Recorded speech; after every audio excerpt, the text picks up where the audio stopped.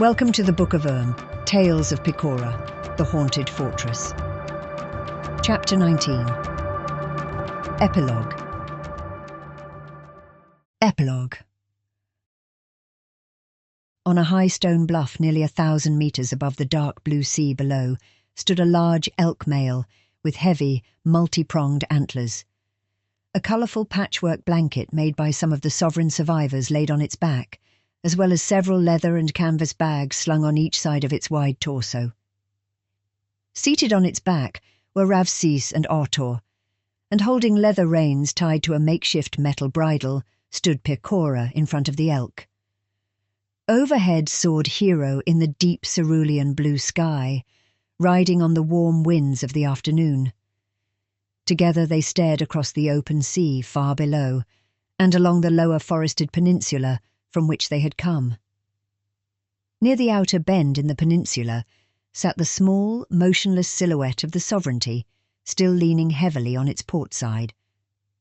Several nights earlier, Piecora brought up concerns that the unpredictable and ever-constant nature of the wildlands demanded expedited repairs on the ship. For as long as they sat helpless in the water, they ran the risk of the sea changing around them in ways that might be disastrous to the ship and the crew. You might wake up one morning and find yourselves grounded on a shoal as the bottom of the sea came up to meet you through the night, Piecora said gravely to Ogiom and Sifa that evening, several weeks after the orchid garden had been discovered within the ship's hold. They later named it Hortius Orchidae in the Canonian Low Common. After much deliberation, the crew voted to return Ogiom to the captainship, though neither he nor Sifa wanted it for their own reasons. Sifa gladly relinquished the role of captain, as she was uncertain about returning to Canonia with the ship after they reached Keodaneth. She considered pushing on to Cienja, as it had always been her dream to go there with Cleisthenes. However, Cleis, being among the victims resurrected within Hortius Orchidae, grew ever more eager to return home to his family in Canonia. With heavy hearts and fond memories, he and Sifa finally reconciled to no longer pursue their illicit romance, and chose instead to remain close friends. Sifa would venture to Cienja alone, if that's what she decided when they reached Keodaneth. Has anyone been tracking the distance between the ship and the shoreline? Are we closer or further away? Piecora continued as they deliberated their next course of action. If not, we need someone constantly monitoring this every day, as well as the depths beneath the ship. Get Shamku on the lead line and tell him to check it every morning and evening, said Ogiom to Sifa. If he isn't already and recording it in his book for his own nefarious purposes, said Sifa sarcastically.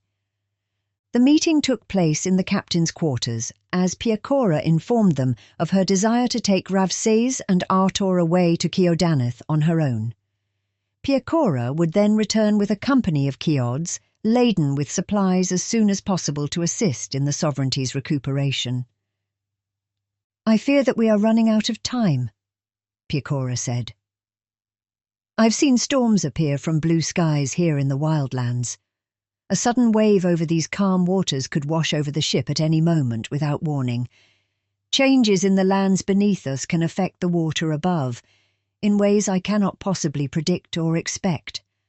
I've never seen anything as large as this sea in the wildlands before, and I wonder what created it, and how long it will last. It may be true that this time next week the Sovereignty is resting in open fields and rolling hills as scavengers pluck at her dry carcass, or a sinkhole opens beneath the ship, carrying everyone down with it. Ogiom sighed heavily and said in his deep, sleepy voice, We're doing everything we can, as quickly as we can. Now that we have Willie and the others back, I'm hopeful we can get the Sovereignty going again as she was intended. We've made steady progress on her engines. Nevertheless, let me take my charges the rest of the way to Keodaneth, tell them about the plight of the Sovereignty, and I'll lead a company back with supplies and people, said Piecora. I believe we are about halfway there, so I guess it is only a few days to a week to reach the town, depending on how accommodating the wildlands are feeling. How do you know they will help us? Asked Sifa. Piecora paused before answering, as if deliberating within herself how much information she should divulge. Finally, she said, I know these people very well. I have a home there. Ravsese looked at Piecora in surprise and said, You live there? Piecora nodded and said, When I left Sienja in the beginning, before I became a guide, I wandered across the wildlands and found Ciudaneth near the ruins of Ediotor. It was only because of Hero that I found the town at all. Back then I didn't know the wildlands like I do now. It had been my first crossing. When I arrived in the town, I was in a very bad way, starving, injured and diseased. Many things went wrong for me during that initial crossing of the wildlands. All the things I warn people about now, I experienced for myself, and I don't know how I survived. If I didn't have Hero, I would have surely perished. But somehow I lived, and I made it into town just as my strength gave out. The Ciudani took me in and nurtured me back to health. They are such good people. A wonderful mix of Cannonian and Sienjan bloodlines. They are beautiful, strong, resilient, and kind. I fell in love with the town and its people and lived there for a year before setting out to cross the wildlands again, this time to make for Cannonia, as I had met many guides who came through Ciudaneth from both Sienja and Cannonia. I spoke with each of them and learned their stories, and they taught me valuable lessons about the wildlands. I decided that's what I wanted to do, help people get across these unpredictable, unknown, treacherous lands no matter who they were or where they were going, or why. I would keep them alive and get them to their destinations safely. This ambition is still alive with me to this day. It sounds like a beautiful place, said Ravsese quietly. It is, and I am glad to be taking you and Autor there, said Piecora, smiling. A gentle silence fell on the conversation until Ogiom said, Well, there it is then. Piecora, tell Sifa what you'll need for your journey, and she'll decide what we can spare for you. Come see me before you leave so we can do a proper send-off, and we'll wait anxiously for your return. The memory of that conversation came to Ravsese like flipping pages through a thick book she read long ago, much like the rest of her memories of the sovereignty sitting there motionless far away in the sea by the forested shore. How long do they have? She wondered worriedly. Her thoughts lingered on each person she had come to know on the ship since crossing the mountains. Ogiom, Sifa, Willie, Gion, Vula, Shamku, Leo, Cosmos, Orchid, Prince Tharil, and many others. It was a village unto itself, from many walks of life. Then she thought of Doglia, and how he and Sifa had grown steadily closer over the last few weeks. Would he go with her to Sienja? Or would he stay with the ship and return to Cannonia? It seemed to Ravsese that his denouncement of his father, the Chancellery, his family, and Muth in general, proved sincere and complete. She found herself looking at him from a new, unexpected perspective, one that she admired. It felt like getting to know him all over again, but as a peer, not the insecure, self-righteous, outward presentation of regimented protocols and brittle layers of pretentious stoicism she knew in Veklisha Mansion, but the actual man that he became since leaving Muth. It was as if his heart was allowed to come to the surface and reveal itself for the first time, leaving him free to explore and discover the fullness of his own character. She no longer felt tense around him, suffocated by their past and all of the problems that came with it. Instead, she became comfortable in his company and even enjoyed their conversations, discovering his hidden, whimsical, affable sense of humour, and she was glad to see Ortor going along with him on their shore parties. In many ways, she didn't want to leave the ship, as she had grown to care deeply for these people, and they cared for her and Ortor. Like her surrogate family in Eindungzirk, the sovereign survivors became her family. Yet she could tell Piecora grew restless with each day on the ship, and this led to the fateful conversation that night when Piecora announced her plan to leave for Ciudaneth with Ravsese and Ortor. There was no arguing with her, as both Ogiom and Sifa saw the sense in Piecora's rationale. For herself, Despite missing everyone dearly, Ravsese knew it was the right decision to go with Piecora. And besides, it would only be temporary. She would see her sovereign survivor friends again, someday. Later that night, the three of them sat alone around a fire on another cliff, overlooking a tributary where a long, curving river fed into the sea. The white moon was half full overhead, while the red moon was a crescent low on the horizon, tamed by the white moon's presence. "The river down there, that feeds into the sea," Piecora said with her mouth full of cooked rabbit. "Looks as wide as the Angreluin. Never saw any river that large before here in the wildlands, much like the sea." Hero stood within the firelight plucking at a mouse he had just caught. The large elk loomed nearby, barely lit by the fire. Somehow Piecora was able to tame the large beast and convince it to serve them without uttering a single word or any noticeable effort of training or bribery. Orta slept in his padded bedroll, and Ravsese picked her teeth with an ivory toothpick. "Are things becoming larger, here, in the wildlands?" Ravsese asked. "I have two theories," said Piecora. "The first one is that the wildlands are gradually stabilizing, and things are beginning to settle. Water is accumulating, mountains are rising without falling, trees are taking root, things are coming together. But that's only a theory. My other theory is that the wildlands are expanding, pushing further out in all directions, and the forces around the source of the changes are increasing. Thus the changes are more dramatic, more pronounced, larger features, deeper waters, higher mountains, stronger storms, and so on." "Where is the source of the wildlands?" asked Ravsese. "Edeotor," Piecora replied soberly. Ravsese sighed and said, "It seems we are fated toward this notorious ruin despite the fate's own interventions. Do you think we'll ever get there?" Piecora said, "Working against the fates should be nothing new to you, Ravsese. Perhaps you were fated to stay in Muth, yet here you are." "We were sold into slavery to a Canonian noble," said Ravsese sharply. "We were leaving Muth whether we wanted to or not." "And yet here you are, not a slave," Piecora persisted.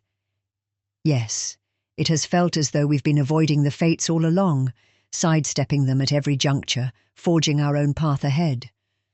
I am forging our path to Ciudanath, not Edeotor. We will make it there, if we are resilient. I promise you that." Ravsese laughed unexpectedly and said, "We are nothing, if we are not resilient." For several days more they travelled slowly across the wildlands, ever adapting to its changing environs, with Piecora reading the signs around them, feeling the soils with her hands, filtering the running waters of streams through her fingers, pressing her ear against the trunks of trees and listening to their intentions, studying the cloud patterns, the veracity of the winds, and the flying birds overhead to determine what may come the following day. Ravsese and Ortor studied her intently as she employed every method at her disposal to navigate the wondrously treacherous wildlands. Hero aided in hunting for food and navigating their progress from above.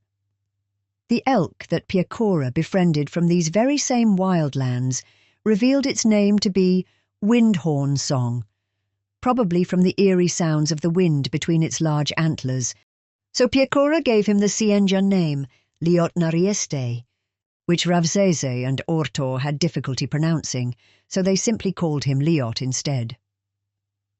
They waded through shallow pools within a deep ravine surrounded by thick forest and stone cliffs on all sides, catching fish to cook later that night. They wandered across pebbly deserts framed by gigantic abstract sandstone formations of multi-hued ribbons hacked through humid rainforests of bedazzling vines and thick moss-covered trees. They picked their way over rolling moors and scrubland until a blizzard came unexpectedly that snowed so heavily through the night that Piecora was forced to dig a shelter within the deep snow. "Do people live in the wildlands?" asked Ravsese, sitting close to the fire inside the small rounded snow shelter. "I've not met a single person," said Piecora. "Animals and monsters? Yes. Anything that can adapt quickly can live in the wildlands. But you must always be on the move to survive here. That is why I worry about the sovereignty. I hope the wildlands are patient with them." A long silence passed before Ravses asked quietly, "Do you think we'll be happy in Kiodaneth?" "You will be free," said Piecora. "The Kiodanai do not employ servants or serve a noble class. No ruling houses, no expectations of fealty or wealth. There is a rotating governing council that everyone must take part in at some point in their lives, like the town's defence. Everyone is involved and may choose the skills they wish to contribute with or learn new ones if they desire. You will not find aspirations of personal riches or power in Kiodaneth, only comfort, freedom, honesty, and peace." "They sound like your people, the Sienjans," said Ravses. Piecora snorted and laughed gruffly. "I've led you astray, then. No, Sienja has as many problems as Kanonaya, and probably Muth and every other major country. We have our own villains and charlatans, thieves and prophets, not to mention the hermit. No, the Kiodanai, or the Kiods as some call them, are unique. They have the traits of both Sienjans and Canonians. Their bloodlines are unique to them.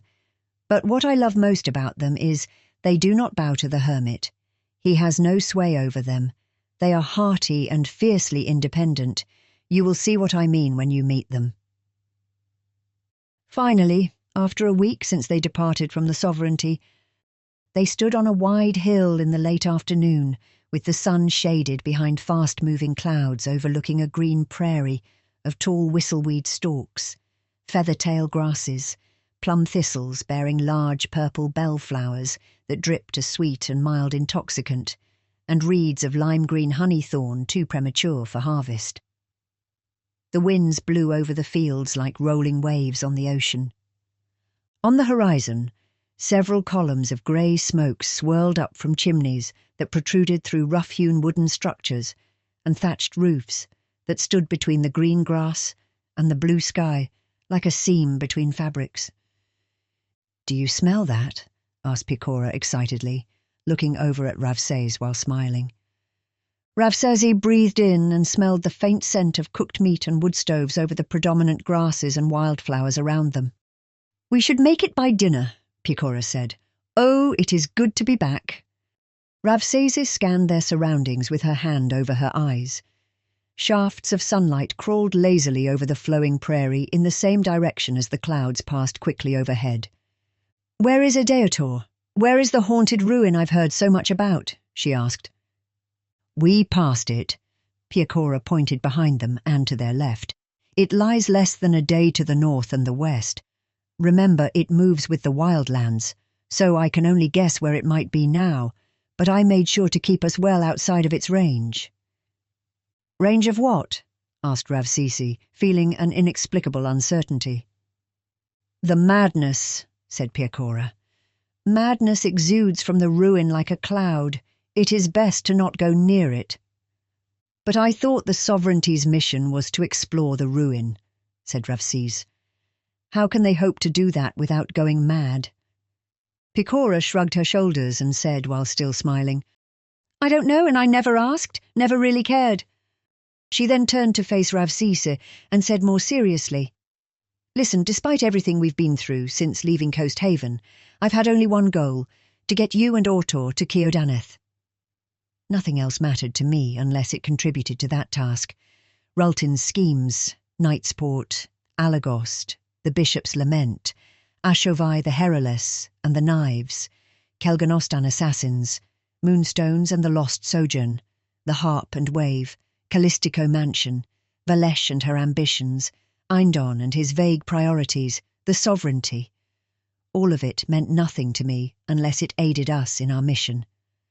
I care not for Edeator. They can explore it all they want, have a picnic and bring home pets to their children or blow it up entirely. I just don't care." Ravsesi silently studied Piecora's face for a while as the wind whipped through their hair. Finally she said quietly, "There are people we care about on that ship. They are coming for Edeator. What will happen to them?" Piecora sighed with exasperation and cradled Ravses's face with her hands.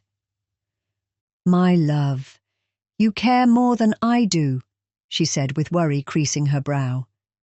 They helped us reach our goal, the only one that mattered to me. She pointed to the east, far across the prairie to the distant town on the horizon. That is home, Ravsis. That is our home. I am so excited to take you there and finally show it to you. I care not for anyone or anything else. Ravsis replied slowly, But Roltin and Cassandra and Ashavai, Valesh, even Eindon and Ogiom and Sifa. All of these people helped us from their hearts, without asking for anything in return. She pulled herself away from Piecora and continued. What of Orchid? She brought you back to life.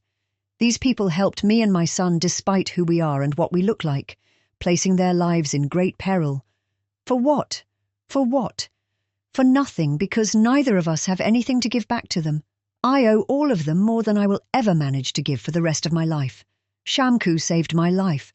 I fell off the ship, way up in the clouds above the mountains. If it weren't for him, I wouldn't be here now. But they asked for nothing, persisted Piecora. Do not feel that you owe them for... How can I not? Doesn't that make their sacrifices cut all the deeper?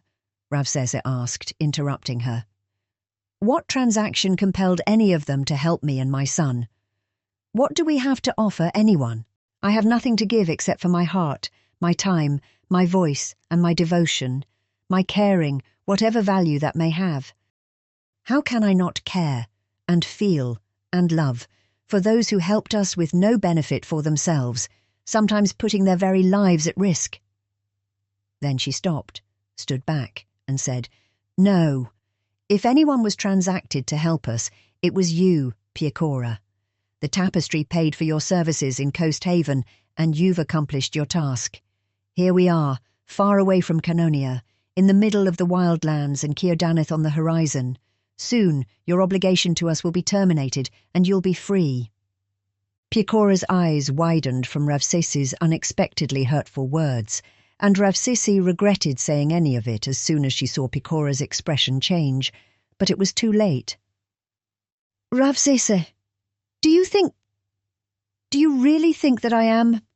Piecora stammered hurtfully and started walking away, down the hill into the tall grasses toward Ciudadath. Ravsesi ran after her and put her hand on Piecora's shoulder, but Piecora threw it off. No, you're right, Piecora said without looking back. We're almost at the end of my contract. We'll reach the town by evening, and then you can do whatever you wish. Both of you. Then we are done. Ravsesi ran in front of Piecora and stood in front of her, but Piecora pushed past Ravsesi.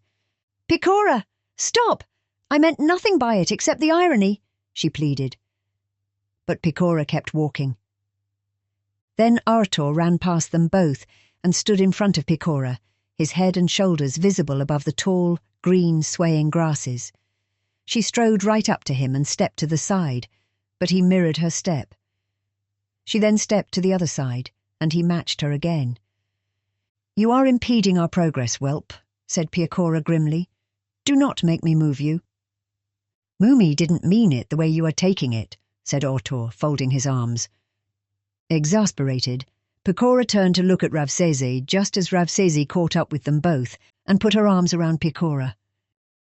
I only meant, Ravsesi said, catching her breath, that there is irony with us, with you and me. That you should be the only one who got something out of helping us, and considering, of all things, you and me, as preposterous as that seemed to both of us when we first met. Certainly you can see the humour in how things turned out. Piecora stared at the ground, breathing heavily through her nose. Then she looked sideways at Ravsesi and squinted her eyes menacingly. I saw you as a coddled, sheltered little girl, she said, scared out of her flimsy summer dress with her little whelp in tow, knowing nothing about the world. Lost, like a blind albino mouse, helpless and witless, when you first walked into the knife's edge. Piecora's searing words came like slow daggers that might pierce the soul of anyone else, but Ravzesi knew Piecora well enough to note the slight hint of grainy sarcasm in her voice. I saw you as an uncouth savage. A wild barbarian, reckless and ignorant, barely equipped to understand even the basic function of table utensils, without etiquette and incapable of existing within the civilized world, speaking with her mouth full of food, like a gross troglodyte from the muddy hills, she said, trembling. Piecora smiled darkly and said, "You judged me rightly then." Ravzesi took a deep breath and said, "I wasn't repulsed by you. I was enamored. I saw you as a wondrous creature. I couldn't believe you existed. You were everything I could never be." Piecora sighed through her nose, looked at the ground and said, "I felt that way about you as well. I could never think like you, nor live as you live. But there is a deep connection between us born from suffering. And through this, we found a hidden place where we could know each other closely, where we are not so different from each other. We are both resilient. We can take care of ourselves and those we love." She tousled Orator's hair with her hand. Ravzesi didn't answer, but instead she listened to the hastening wind blowing around them as the sun began to fall behind the racing clouds above. The grasses flowed over their hips like water churned by an oncoming storm. Piecora looked at Ravzesi again with an expression of mournful seriousness and said, "It is true that the tapestry offered me payment. My standard rate in gold plus a bath of incentives due to the unique and dangerous circumstances that surrounded you two. But I gave it back to Rultin. After finding the statue of Serpendis and the attack in the sagery, I told Rultin to keep the money and put it back into the tapestry." Ravzesi stared at Piecora, as if seeing her for the first time, shaking her head in disbelief. She quickly wiped flailing strands of hair from her face and said, "You didn't take the payment. Why?" "Because this became more than just a job after the assassin brought death so close to all of us when we first learned of those things in Rultin's sagery," Piecora said soberly. "I had no right taking the tapestry's money when they so willingly volunteer their lives to help your people escape Muth." She tapped Orto's nose with her index finger. "It became personal for me to help you both. I needed to have my full wits about me if we were to survive while still in Canonia. Had I only done it for the money, my heart wouldn't have been with me. I might have made mistakes and not feared the consequences. But you both became everything to me, and I would give everything to protect you and see that you are happy and content. I would give my life." Ravzesi quickly took Piecora's hand in both of hers and said, "You already have given your life." "As did you," said Piecora. "We can thank Orchid for bringing us back together." Ravzesi gripped her hand and said, "And that is why I cannot be careless with them. I cannot just let them go and ignore all that they did for us. I worry about what awaits them in Ediotor when they arrive in Ciudadath." Piecora reached her hand behind Ravzesi's neck and held her head gently. "You are right. Right about all of this, of course, and I was wrong," she said.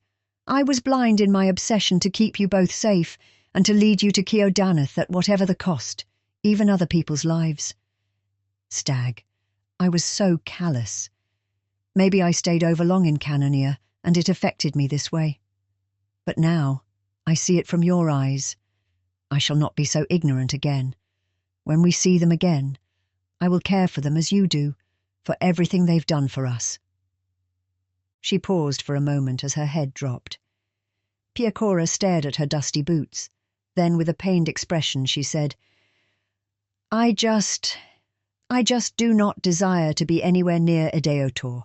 Whatever they plan on doing with the haunted fortress, I'll not be involved. Please, at least stand with me on this."